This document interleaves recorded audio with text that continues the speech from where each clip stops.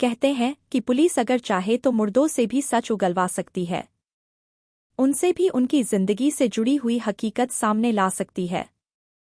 लेकिन उत्तर प्रदेश के बदायूं में जो 2 मासूम बच्चों की हत्या कर दी जाती है, हत्यारे को पकड़कर पुलिस के हवाले किया जाता है, लेकिन वो पुलिस से छूटकर भाग जाता है और मुठभेड़ हो जाती है। मुठभेड़ में जो कातिल होता है वो आखिरकार मारा जाता है, लेकिन उस सच को पुलिस आज तक भी उगलवा नहीं पाई है। सच बाहर लेके नहीं आ पाई है, या तो पुलिस वो सच जानती है जो जनता को बताना नहीं चाहती, या फिर सच तक पुलिस अभी तक पहुंची नहीं पाई है। हालांकि आज की जो घटना मैं आपको सुनाने जा रही हूं, इस सच्ची घटना में कुछ ऐसा होता है कि 3 मर्डर होते हैं और 3 कत्ल के बाद जो मुर्दे होते हैं वो ही सच बोल देते हैं। पुलिस जो चाहती है वो करके के दिखा देती है। लेकिन जिस घटनाक्रम का खुलासा होकर जब लोगों के सामने आता है तो लोगों को यकीन नहीं हो रहा था कि कत्ल की इतनी छोटी सी वजह इतना बड़ा रूप कैसे ले सकती है। नमस्कार, राधे राधे दोस्तों, स्वागत है आपका हमारे YouTube channel real life chronicles में। आज की जो सच्ची घटना मैं आपको सुनाने जा रही हूँ, ये सच्ची घटना है उत्तर प्रदेश के राजधानी लखनऊ की। राजधानी लखनऊ का एक थाना लगता है बिजनौर और उसी का एक मोहल्ला लगता है श्रवण नगर। दरअसल श्रवण नगर में 31 मार्च 2024 की दोपहर लगभग 2 बजे के आसपास एक लड़का जिसका नाम धीरेंद्र होता है, धीरेंद्र काफी देर से बहुत ज्यादा परेशान था। दरअसल घर के अंदर दुर्गंध आ रही थी। घर के हर एक कोने में झांकता है जहां से दुर्गंध आ रही थी। ये देखने की कोशिश कर रहा था कि आखिरकार कहीं कोई चूहा तो नहीं मर गया है, लेकिन उसके कोई चूहा हाथ नहीं आता। हार थक के अपने घर की ऊपर वाली मंजिल पर जब पहुंचता है तो उसे दुर्गंध कुछ ज्यादा आती है। हालांकि वहां किराएदार रह रहे थे और जैसे ही उसने खिड़की से झांक कर देखने की कोशिश की तो किराए पर रहने वाली एक महिला थी जिसकी लाश पड़ी हुई थी। उसको देखकर उसकी चीख निकल जाती है। दोपहर का 2 बजे का जो समय हो रहा था तो उसकी चीख सुनने के बाद आसपास के लोग भी मौके पर आ जाते हैं। वो दौड़ता हुआ अपने पिता अमृतपाल के पास जाता है और जाकर कहता है कि पिताजी, ऊपर लाश पड़ी है। जैसे उसके पिता को ये बात पता चलती है, घर वालों ने, परिवार वालों ने एक फैसला किया कि हमें थाने जाना चाहिए। थाना बिजनौर में पहुंचते हैं। वहां जाने के बाद बताते हैं कि साहब 15 मार्च 2024 को हमारे घर पर एक किराएदार अपने 2 बच्चों के साथ और बीवी के साथ घर पर रह रहा था, लेकिन घर पर जाकर देखा तो घर में उसकी पत्नी की लाश पड़ी हुई है। उस व्यक्ति का अता पता नहीं है। 2-3 दिन से उसके दोनों बच्चे भी दिखाई नहीं दे रहे हैं। जैसे ही पुलिस को सूचना मिलती है, पुलिस यानी कि SHO अरविंद सिंह राणा, ACP विनय कुमार और DCP शशांक सिंह मौके पर भारी पुलिस बल के साथ पहुंच जाते हैं, ये देखने के लिए कि आखिरकार क्या माजरा है। दरवाजा देखा जाता है तो बाहर से ताला लगा हुआ था, इसलिए पुलिस ने उस दरवाजे को वीडियोग्राफी के माध्यम से मौके पर वीडियोग्राफी हो रही है और ताला तोड़वाया जाता है। जब ताला तोड़ा जाता है तो देखा जाता है कि जो लेडीज, जिसकी उम्र लगभग 30 साल के आसपास है, उसकी लाश जमीन पर पड़ी हुई है और उसमें से बहुत ज्यादा दुर्गंध आ रही थी। साथ ही पुलिस ने देखा तो उस लाश को कब्जे में लिया और पोस्टमार्टम के लिए भेजा। तभी पुलिस वालों ने ही सूचना दी कि घर के अंदर 2 लाशें और है, यानी कि इस घर में 2 बच्चे हैं। एक बच्चे की उम्र 3 साल है जिसका नाम आनंद है। एक बच्चे की उम्र 6 साल है जिसका नाम पायल है। पायल बेटी और बेटा वह भी मरे हुए थे, लेकिन दोनों की लाश बोरे में रखी हुई थी, अलग अलग बोरे में जब लाश रखी हुई थी। अब एक ही जगह से 3 लाशें निकलना अपने आप में ये सनसनी फैला देता है। थोड़ी ही देर में ये खबर सोशल मीडिया पर वायरल होने लगती है कि एक ही घर में 3 लोगों की हत्या हो गई है। कौन है हत्यारा, किसने हत्या की है? अब पुलिस के सामने कई सवाल थे।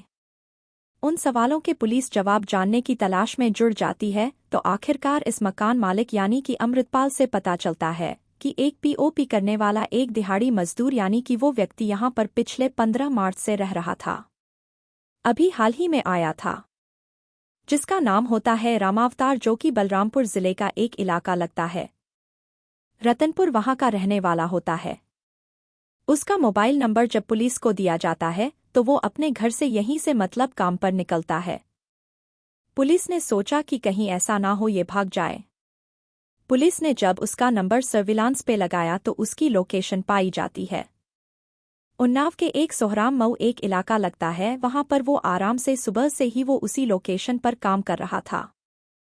पुलिस ने जाकर उस घर की घेराबंदी की और घेराबंदी करने के बाद जब उस व्यक्ति को पूछा गया कि ये राम अवतार कौन है तो उस व्यक्ति ने कहा, जी मैं हूँ, क्या बात है, क्या काम है। तो पुलिस ने जब उसे पकड़ा उसे हिरासत में लिया। हिरासत में लेने के बाद थाने लेके आती है और उससे पूछताछ करती है। जब पूछताछ करती है तो इसी बीच में जो वहां पर बाकी मजदूर लोग काम कर रहे थे, उन्होंने जब पूछा कि आखिरकार क्या मजरा है तो पुलिस से ने बताया कि इसने अपने बच्चों की हत्या की है। तो कहते हैं कि साहब ऐसा हो ही नहीं सकता, ये तो समय पर यहां पर आता है, सुबह और शाम को यहां से वापस जाता है, ऐसा नहीं हो सकता। लेकिन पुलिस को उनकी बातों पर यकीन नहीं हो रहा था। आखिरकार रामावतार को थाने लेके जाया जाता है और उससे से पूछा जाता है कि तुमने अपने बच्चों की हत्या क्यों की है, इस सच के बारे में जो भी सच है उसे बता दो। पुलिस ने जब उसे सख्ती से पूछा तब जाकर वह टूटता है और अपनी कहानी बयां करता है। बताता है कि कई साल पहले उसकी मुलाकात ज्योति से बंबई में हुई थी। वहां मुलाकात के बाद दोनों करीब आए और दोनों के रिश्ते और मजबूत हो गए। वहां कुछ समय रहने के बाद वो उत्तर प्रदेश की राजधानी लखनऊ में आता है और लखनऊ में आने के बाद एक सरोजिनी नगर एक इलाका लगता है। सरोजिनी नगर का एक गोरी क्षेत्र है। वहां लगभग 4 साल तक वो किराए पे रहा और 4 साल तक किराए पर रहने के बाद उसकी पत्नी से हमेशा एक ही बात को लेकर कहासुनी होती थी। वो पूछता था कि ये जो बच्चे हैं वो किसके हैं, इनका असली बाप कौन है।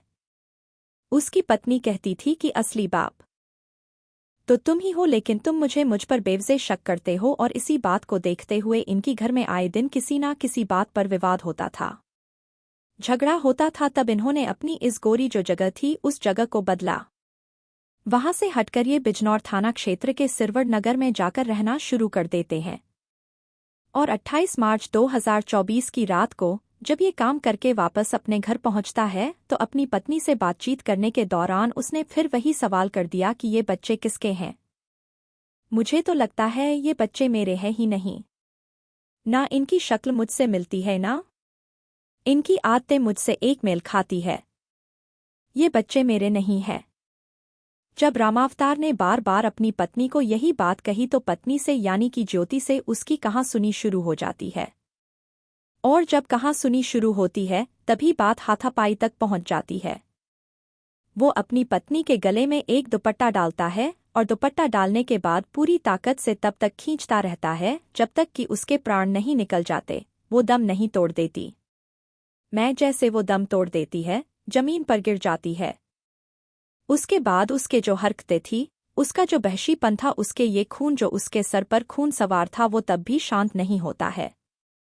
उसकी बेटी और बेटा आराम से सोए हुए थे।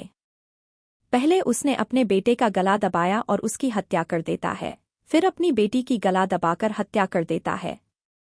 हत्या करने के बाद अब उसकी समझ में नहीं आ रहा था कि आखिरकार इन लाशों को कैसे ठिकाने लगाए, इस घर से, इस किराए के मकान से, पहली मंजिल से कैसे इन लाशों को बाहर लेके जाए। उसके घर में 2 बोरी राखी हुई थी।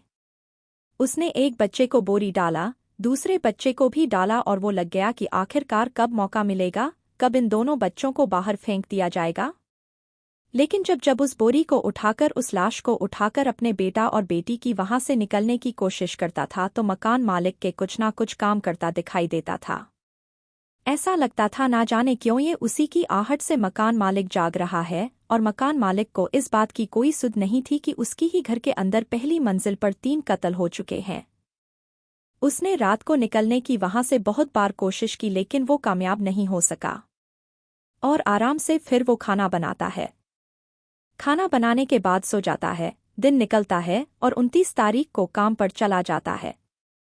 और 29 तारीख की रात को भी वो पूरी रात इंतजार करता है कि आखिरकार कब मौका मिले, कब लाश को ठिकाने लगाएं।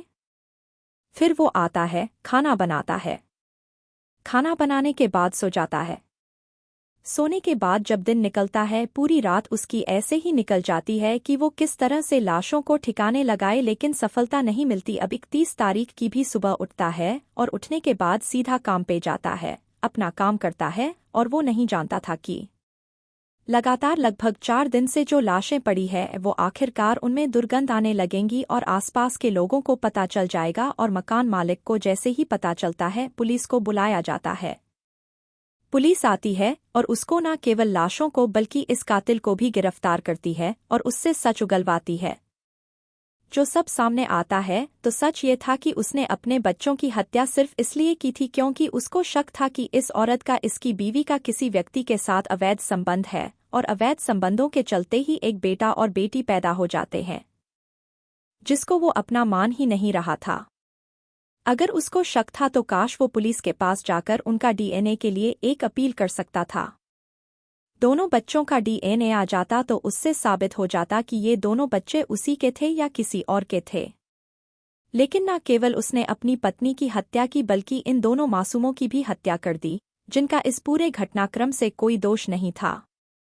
हालांकि पुलिस ने उसे गिरफ्तार किया और पुलिस की कोशिश है कि इस व्यक्ति को कम से कम समय में चार्जशीट लगाकर बड़ी सी बड़ी सजा दिलाई जाए ताकि समाज में मैसेज जा सके कि बुरे काम का बुरा नतीजा चाहे वो कोई भी क्यों ना हो। दोस्तों, इस पूरे घटनाक्रम को सुनाने का उद्देश्य किसी को परेशान करना नहीं है, किसी का दिल दुखाना नहीं है, बल्कि आपको जागरूक करना है, आपको सचेत करना है। आप सब लोग अपना ख्याल रखें, सुरक्षित रहें। जय हिंद, जय भारत। वीडियो को लाइक कर दे और चैनल पर पहली बार आए हैं तो चैनल को सब्सक्राइब कर ले।